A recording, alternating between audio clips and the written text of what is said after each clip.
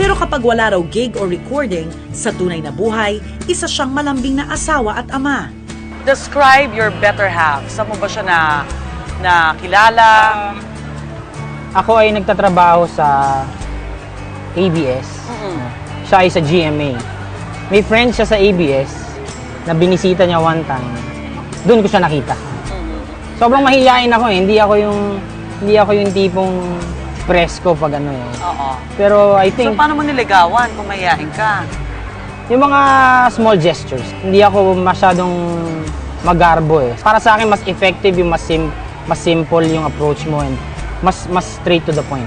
Oo. Hindi ako naniniwala sa mga bola. Eh. Matapos ang ilang taong pagiging magkarelasyon, hindi nagtagal ay kinasal din sila Glock 9 at Thea. At nabiyayaan sila ng kambal na anak na babae at lalaki na sina Daniel Sean at Sean Daniel. Ano bang klaseng tatay si Glock sa kanyang mga kambal? Ako yung mahigpit pag kailangan maging mahigpit. Pero pwede kong sabihin na sobrang enjoy ako kasama pag-gimikan to. Anong bonding nyo? Mag-aama?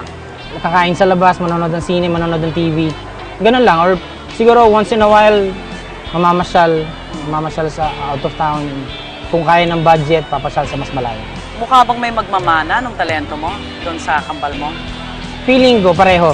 Pero hindi ko masyadong ini-encourage yan.